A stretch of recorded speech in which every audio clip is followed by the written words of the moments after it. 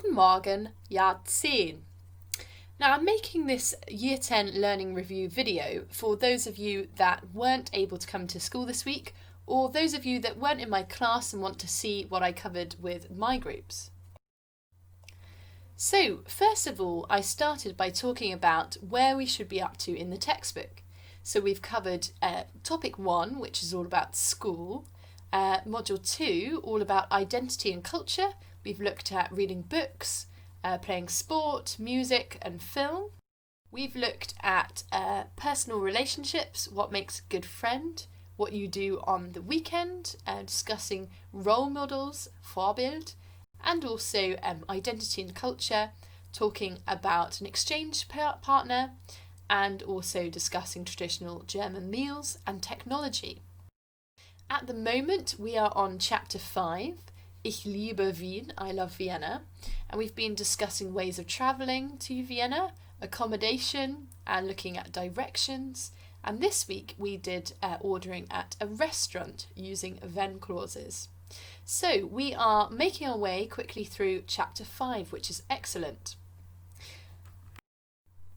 Now, in my learning review, because people were coming from different classes, I decided the most important thing would be to look at grammar.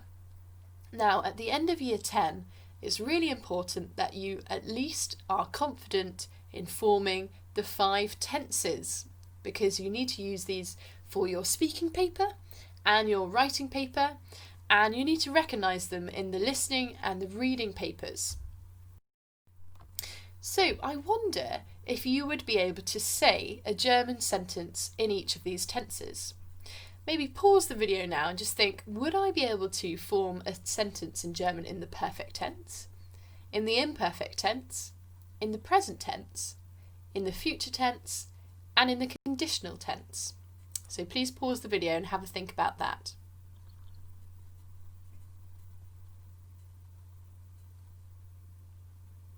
So I hope you were able to do that, but do not fear if you found that difficult, because I'm now going to do a revision of all of those tenses.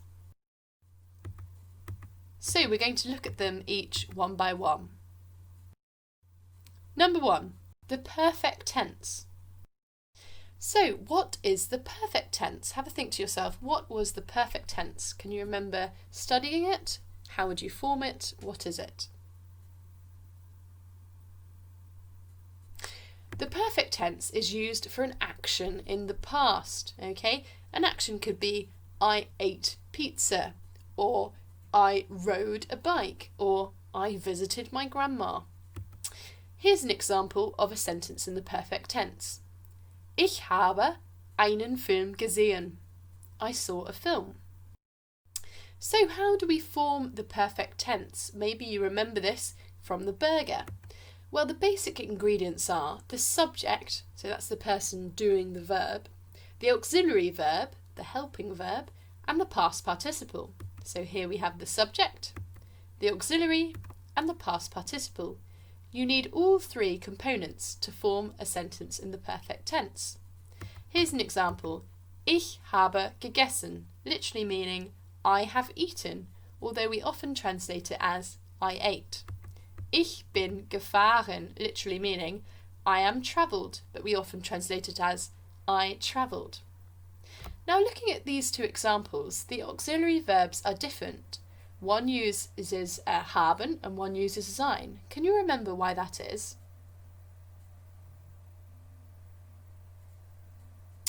Hopefully you remember that we use sein as the auxiliary verb for verbs with movement. So, auxiliary verbs. An auxiliary verb acts as a crutch for the past participle. The past participle can't function without this auxiliary verb, but we don't often translate it. So, as you should know, if there's movement from one place to another, we use sein. So sein is the verb to be. The parts are ich bin, du bist, ist, sie ist, wir sind, and so on. But if there's not, we use haben. Ich habe, du hast, hat, sie hat, wir haben, and so forth. So let's look at the perfect tense with haben, so verbs that don't involve movement. Looking at this then, how would you say I have learnt? Just shout it out to me, because you're on your own here. I have learnt. Richtig. Ich habe gelernt. There you've taken a subject, a part of haben, and the past participle. What about we have worn or we wore?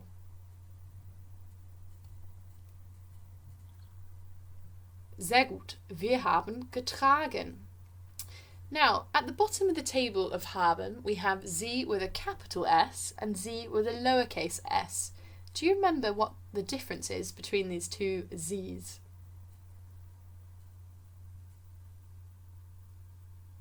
Fantastic.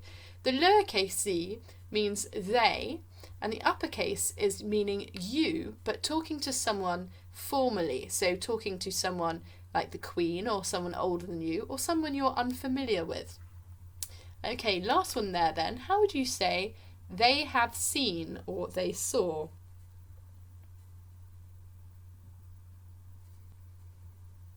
Correct. Sie haben gesehen. Here we have the perfect tense with sein to be. So these are all verbs that involve movement. Now we've got the column with the past participles, and on the right of that we have fahren, bleiben, gehen, fallen, fliegen, kommen, laufen. So I wonder if you could tell me, what are those verb forms called? Correct, they're called infinitives. Fantastic.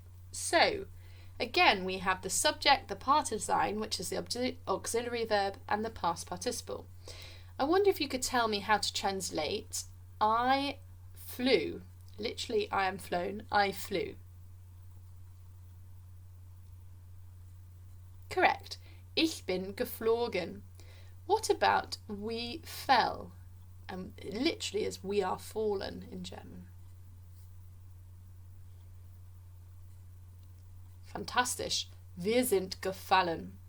And lastly, what about you talking to one person who I know, who I know well? You stayed. Genau. Du bist geblieben. Sehr gut. Now, if you were in the learning review, you would have received a booklet with all of this in, okay? And if you're in my class, I've put that booklet up with a link to this video on ePraise. But if you're not in my class and you just stumbled across this, if you would like this booklet, you can just send me an email and I'll give you the booklet with all of this in. So I'd like you to pause the video now and see if you can translate the following 6 sentences. I have bought, we have made, they flew, she stayed, we played, he has learnt.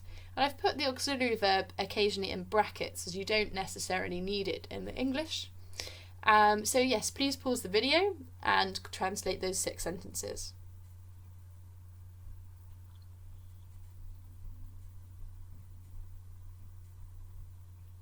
Okay, number 1, I have bought. Ich habe gekauft. Number 2, we have made. Wir haben gemacht. Number 3, they flew. Sie sind geflogen. Number 4, she stayed. Sie ist geblieben. Number 5, we played. Wir haben gespielt. Number 6, he has learnt. Hat gelernt. And I hope you recognise that number 3 and number 4 involve movement, and so you use the auxiliary verb sein. Although you might have thought, she stayed, isn't she not moving? But because it's directly referring to the idea of not moving, the Germans use the auxiliary verb for movement, which is a bit strange. Okay, so the perfect tense was about an action in the past. What is the imperfect tense about? Well, the imperfect tense is used to describe things in the past. So for instance, you could say in the perfect tense, Ich habe Pizza gegessen, I ate pizza, but to describe the pizza, you'd use the imperfect tense. Es war lecker, it was tasty. So the 2 main verbs for this are sein and haben. So let's look at the examples here. What would ich war krank mean? Correct. I was ill. What about es war toll? Richtig. It was great. What about sie war für eine Woche in Deutschland? Sehr gut. She was in Germany for a week. Now notice that we in English say she was in Germany for a week, but the Germans say she was for a week in Germany. Can you remember what rule they're using with this? Sehr gut. It's the time, manner, place rule. Okay. Now let's go over to haben. Ich hatte viele Freunde. What would that mean? Fantastisch. I had a lot of friends. What about hatte Hunger? Gut.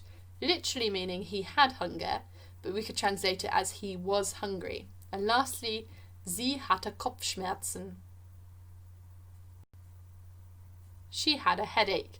Notice here the Germans don't translate the A. So again, I'd like you to translate these 5 into German. And again, if you want to have the booklet, it has all of these in, so just send me an email to jwatson@stbeads.cambs.sch.uk. But otherwise, can you translate these 5? And with question 2 and 3, make sure you remember the time, manner, place rule. And I've given you a yellow box with vocab to help you translate these. So please pause the video now. Off you go.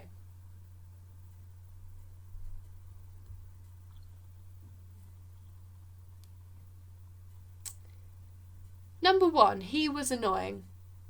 War nervig. Number 2, we were in Austria for 4 days. Wir waren für 4 Tage in Österreich.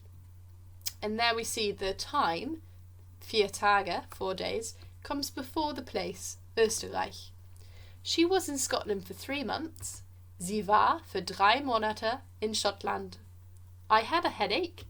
Ich hatte Kopfschmerzen. They had a lot of homework. Sie hatten viele Hausaufgaben. So we're now going to look at the present tense. And hopefully you remember the present tense is used to describe what is happening currently or in the present time. So the present tense is used to say what you are doing right now. For instance, ich arbeite, or I'm working, or ich spreche, I am speaking. Or to say what you do regularly or always. For instance, ich schwimme jede Woche, I swim every week. Or to describe something ongoing, for instance, ich spiele Fußball, I play football. So it implies that that's one of your hobbies. Here are some common present tense verbs, and I suggest if you don't know these off by heart, why not use the summer holidays to learn them? You can make them into a song, you can make them into a rap, you could do it to the tune of We Will Rock You, something like Ich bin, du bist, ist, sie ist. Okay? Up to you, but really important that you know the verbs to be, to have, and to play, at least those, because a lot of them are formed on particularly the verb endings of spielen, to play. So, we're going to move on now to the future tense. Now, the future tense is formed with a part of werden and the infinitive. So we have subject, part of werden, and the infinitive. So, looking at these, how would you say, I will play? Sehr gut, ich werde spielen. What about we will sing? Fantastisch, wir werden singen. And lastly, what about you, but talking to someone formally? You will eat. Sehr gut, Sie werden essen. Okay, with a capital S. Can you write down the following for me? Number 1, I will play. 2, he will sing. 3, we will make. 4, they will speak. And 5, she will eat. Can you translate those? Again, can you pause the video as I'll be going through the answers in a moment.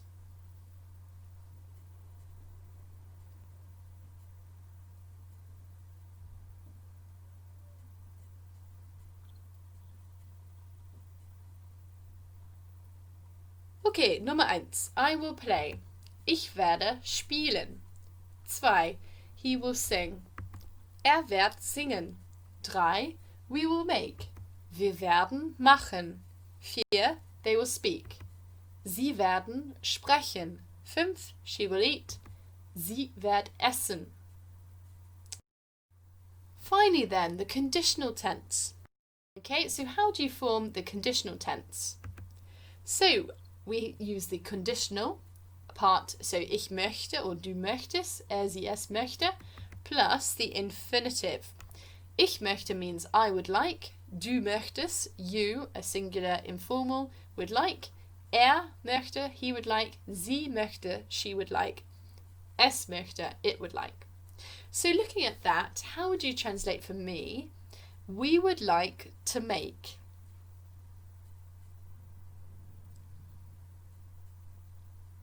Fantastisch. Wir möchten machen.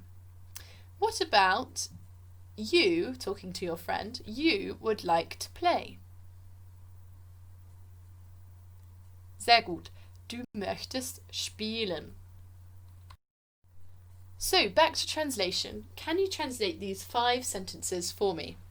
Number 1, I would like to speak. Number 2, she would like to drink. Number 3, he would like to play. Number 4, you formal would like to eat. And number 5, you informal singular would like to make. I'd like you to pause the video now to give you time to do that.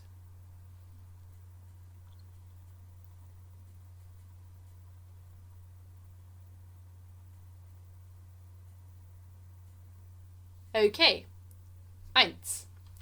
Ich möchte sprechen. 2. Sie möchte trinken. 3. Möchte spielen. 4. Sie möchten essen. 5.